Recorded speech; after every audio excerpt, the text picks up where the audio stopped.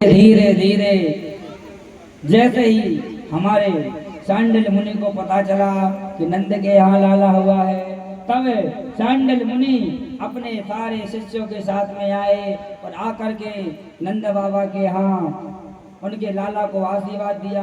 और सभी ब्राह्मणों ने आकर के फिर स्वस्ति वाचन का पाठ किया। हरि ओम महा आनो भद्रः कतवो जंतु विश्वतो दब्धासो अपरितास उद्भिदः देवानो यथा सदमदे न प्रयावो रक्षितारो दिवे दिवे। इस प्रकार से बहुत सुंदर ही स्वस्ति वाचन किया। हमारे यहाँ स्वस्ति वाचन 3 प्रकार के हैं, एक लौकिक, एक परलौकिक और एक संक्षिप्त। 3 प्रकार के स्वस्ति वाचन हैं। तीनों प्रकार के स्वस्ति वाचन को सांडल मुनि के साथ आए सभी ऋषि कुमारों ने गाया।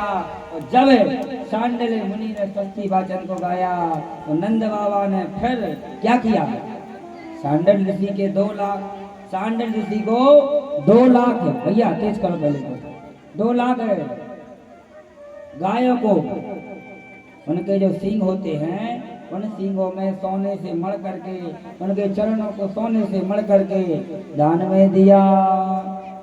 धेनु नाम नृपते प्रहार विप्रेभ्यो संगते, मतलब धेनु नाम, मतलब धेनु का मतलब होता है गाय, गायों को दान में दिया। अब जैसे ही होगा भैया, थोड़ी बैकग्राउंड में क्या होगा, जैसे ही सारे ब्रज में हल्ला हो गया कि नंद के यहाँ लाला हुआ है, तो सजनों फिर जो ब्रज की जो गोपियां थी सभी गोपियों ने बहुत सुंदर श्रृंगार किया। 60-60, 50-50 साल की, 70-70 साल की गोपियों ने सजनों ऐसा श्रृंगार किया। आहा, क्या वो झांकी है भगवान की। कई गोपियां खुशी के मारे जब उन्हें पता चला कि हमारी सहेली नंदरानी के यहाँ, ईगो कम करो इस पर, नंदरानी के यहाँ लाला हुआ है, तो ये भूल गई। और ऐसे भूल गई सजनों कि मुंह में लगाने वाली चीज आंखों में लगाई, और आंखों की लाली मुंह में आंखों की लाली होती है आंखों में लगाई, जैसे क्या बोलते हैं, आई लाइनर हमें नाम नहीं आता है। तो मतलब ऐसा श्रृंगार किया तो उल्टा पुल्टा करके आ गई और 2-2 गज के लहंगे पहन लिए। और जब लहंगे पहने तो सड़क अपने आप ही झड़ती हो जा रही है। इतनी जोर से हल्ला हुआ, ऐसा उत्सव मनाया। आहा, क्या झांकी है भगवान की सजनों। और जब उत्सव का हल्ला ऐसे हुआ कि वो हल्ला सीधा इतनी जोर से हल्ला हुआ कि बरसाने तक खबर फैल गई। और जैसे ही बरसाने तक खबर फैल गई तो बरसाने के राजा कौन है, श्री वृषभानु जी। वृषभानु जी कौन है, हमारी जगत की अधिष्ठात्री देवी माँ के पिता, राधा रानी के पिता। और जैसे ही उन्हें पता चला, उनने कहा कि अरे भैया, यह गोकुल में क्या हो रहा है। अरे बोले भैया, तुम कहाँ खोए हो, तुम्हारे जो परम मित्र हैं नंद जी, उनके यहाँ लाला हुआ है। बोले क्या कहते हो, नंद जी के यहाँ लाला हुआ है, चलो भैया हम चलते हैं और अपनी कन्या का विवाह पक्का करके आते हैं। सजनों, ये प्रथा पहले थी और यह प्रथा आज भी आपको जो मालवा क्षेत्र है, आगर, नीमच, रतलाम, जो कि हमारे मध्य प्रदेश के जिले हैं, वहाँ आज भी ऐसा होता है। सिर्फ ब्राह्मण का घर छोड़ करके बाकी हर जगह बालक होता है और जिनके यहाँ कन्या रहती है वो पहले से ही घर देख के रखते हैं। और जैसे उनके यहाँ लड़का होता है तो रतलाम जिले में आज भी यह प्रथा है। आज मतलब लड़की की शादी पहले से ही छोटे से उम्र में, मतलब 2-4 महीने में ही पक्के कराते हैं। और अंत में फिर उनका जैसे 18-20 साल की होती है कन्या, उसका विवाह हो जाता है। बोलो भक्त वत्सल भगवान की जय हो। धीरे धीरे धीरे सारे ब्रज के ग्वाल वाल सज करके आए और बड़ी भाव से सब लोग। अब नंद जी के यहाँ केवल एक ही कार्य चल रहा है, क्या कि नंद महर घल ठोटा जायो, बरसाने से टीको आयो। नंद महर घर, नंद महर घल ठोटा जायो, बरसाने से टीको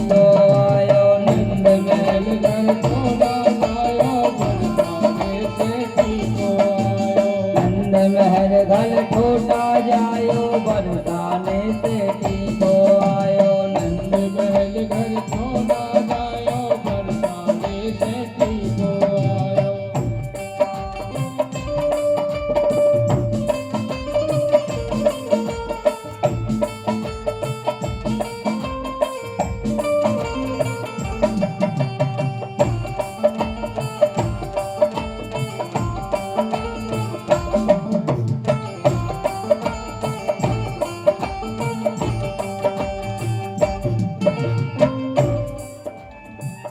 नंद महल घर ठोटा जायो, बरसाने से टीको आयो। मतलब ठोटा का मतलब होता है, ब्रज की भाषा है। ठोटा मतलब कहते हैं बालक के लिए, और टीका मतलब हम लोग कैसे कहते हैं टीका, लगन।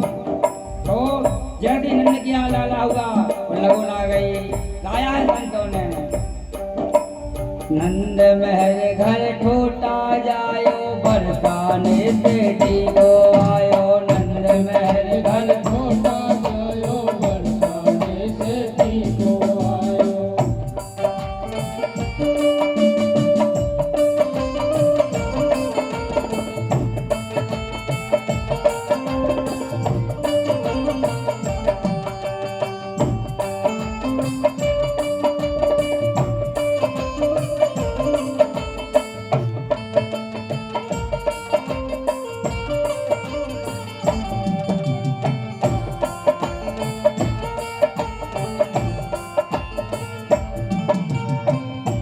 जैसे ही ब्रज में बहुत ही अच्छा उत्सव चल रहा था, सारे ब्रजवासियों ने क्या किया, 500 ग्राम के, जैसे कल हमारे यहाँ लाला हुआ था तो भैया वो एक परफ्यूम लेके उड़ा रहे हैं, लेकिन ब्रज में कैसा किया जा रहा है। ब्रज में ठीक दूध की नदियाँ बह गई, माखन की नदियाँ बह गई। एक ग्वाल ने क्या किया, सुनना बात को, एक ग्वाल वाल ने कम से कम 500 ग्राम के माखन के लोंधा बनाए और एक दूसरे के ऊपर फेंके। एक ग्वाल वाल ने क्या किया, एक बहुत सुंदर गोपी थी और उस गोपी के ऊपर सीधे जैसे ही मिला करके वह माखन का लौंदा फेंका, और जैसे ही माखन का लौंदा फेंका तो गोपी बेचारी बूढ़ी थी, उसके दांत तो थे नहीं, और जैसे ही फेंका तो उसके मुंह पे गला, और मुंह पे गला तो ये शक्ति से अंदर चला गया। गोपी ने कहा, अरे लाला क्या करता है? बोले क्या करता है, आनंद मच रहा है, तुम्हें नहीं पता क्या हो रहा है? बोले क्या हो रहा है? बोले नंद महल घर ठोटा जायो, बरसाने से टीको। नंद महल घर छोटा जायो, बरसाने से टीको आयो।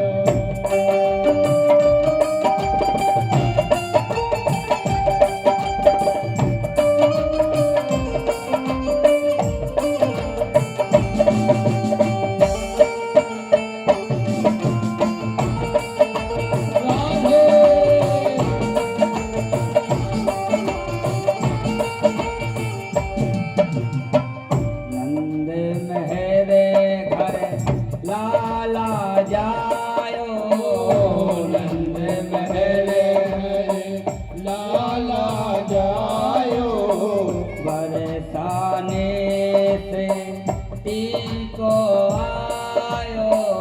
बरसाने से टीको आयो।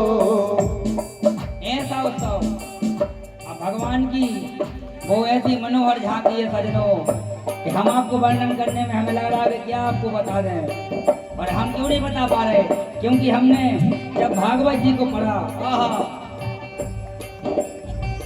आहा क्या भगवान की वो झांकी, निहार नहीं सकते भगवान के वो सुंदर सुंदर चरण, अच्छे फूले हुए गाल, और ऐसी मनोहर झांकी कि हमारा मन खो गया।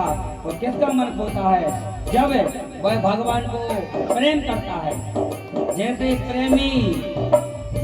प्रेमी किसी से प्रेम करता हो, और जब दोनों प्रेमियों का मिलन होता है, बस ऐसी गदगद झांकी होती है कि ना तो कोई कुछ बोलता है, बस वो प्रेमी और प्रेमी एक दूसरे को देखते हैं, बोलते कुछ नहीं है। वैसा ही माहौल सारे ब्रज में हो गया है। देखिए एक लाइन गा तो दिया है लेकिन मन नहीं मान रहा है, गाया है कि तुझे देखे के दिल भरे ताही नहीं, तुझे देखे के दिल भरे ताही नहीं, अब जाऊं कहाँ मैं सावरिया तुझे देख के दिल भरे काही नहीं अब जाऊं कहाँ मैं सावरिया तुझे देख के दिल भर ताही नहीं अब जाऊं कहाँ मैं सावरिया।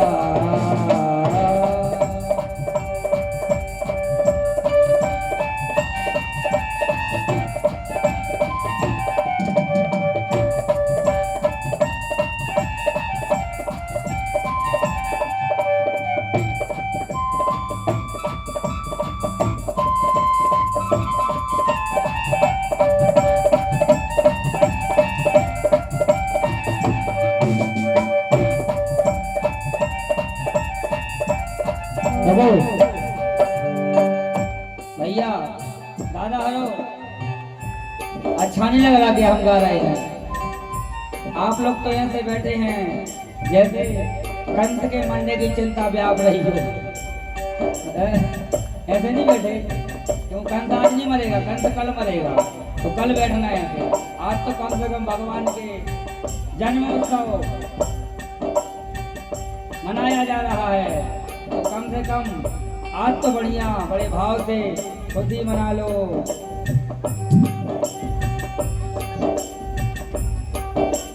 तन में है कृष्ण कन्हैया ब्रज में बाजे बधैया।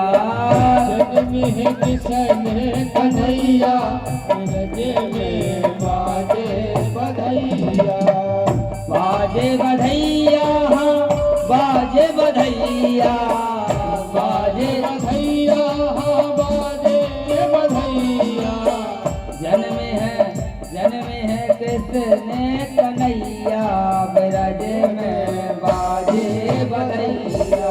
जग में है कृष्ण कन्हैया ब्रज में बाजे बधैया।